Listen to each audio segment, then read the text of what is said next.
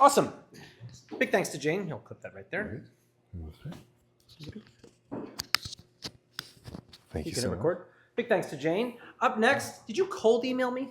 I did. I got a cold email from this amazing, amazing gentleman. This is Jesse, and he blew me away, and I'm so excited for his talk. Amazing. Thank you so much, Teddy. Record. Awesome. So I'm here to talk about how ADHD and the science of ADHD can help us all understand and be more effective and happy in our lives. So early in my career, I was living in Palo Alto, working in San Francisco, and I was building a career in tech when one day I went surfing and a rogue surfboard shot out, hit me in the face, and shattered the ocular bones around my eye. And I'm physically put back together. This is all titanium, but I had significant brain damage, and I started to think a lot about what would it look like if we built our life based on the shape, the structure, and the efficacy of our brains. If we thought about what actually works for us, and then we built our lives around that. And as I started to think about the physical differences I had after the brain injury, I started to think more seriously about the physical differences that I'd had my whole life in terms of ADHD and learning differences. So this is not just about ADHD. There's this other thing that we're seeing in that people who don't have ADHD, who weren't born with it, are having ADHD-like symptoms because of the intense overload dopamine rushes that we're getting from social media, from video games. Our lives are being, and our attention is being pulled and sapped, and we're starting to have symptoms that look like ADHD. So this is obviously a huge topic, but I want to focus on just one piece today. It's the piece that I think is the most important. So this is what I do for work. I help people with ADHD, with attention challenges, build their life around their brain, understanding what works specifically for them. So what is dopamine? Dopamine is, for our purposes, like the gasoline of the brain. It's the thing that allows us to go forward into the world. If you have too much, you can't stop. If you have too little, you can't go even if you want to. It's not a question of character or value. It is a question of your capacity. Too little dopamine, can't go. So the problem is that we're getting dopamine from everything in life. Dopamine is supposed to be our reward for doing hard things, for doing big things, for having long-term plans. And the problem is we're getting it all the reward without the effort. So if you can get the same dopamine from your phone at any moment, why would you go out and do hard things? Why would you try to do big things that are challenging? And so we're starting to get pulled away from that essential piece of that moves us forward into life. So how do we fix it? How do we live in a world where we can no longer count on dopamine to pull us forward and help us accomplish our goals?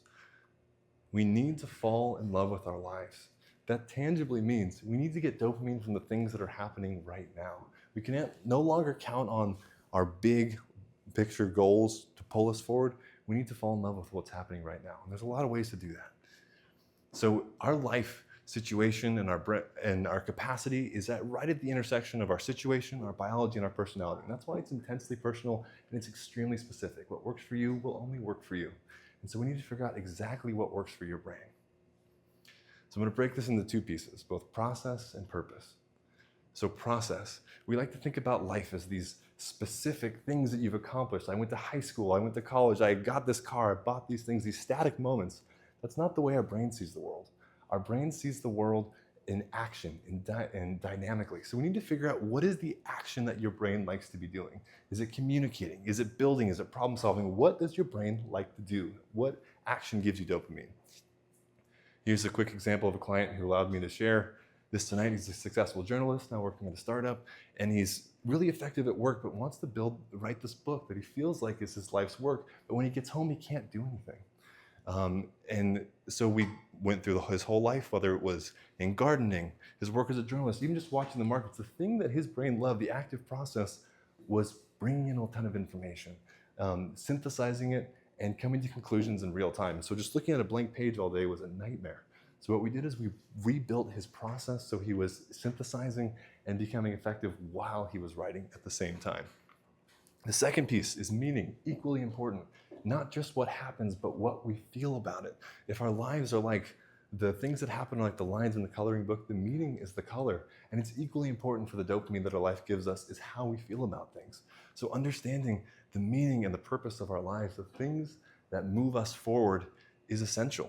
It's the purpose and the meaning that we get from life is is essential for understanding how we can be our best selves. So this, for the same client, whether it was in high school, as a minority in the school, making the varsity team, or writing really controversial plays that inspired people, he loves shocking people into believing that new systems are possible, that new ideas, new ways of understanding things are possible.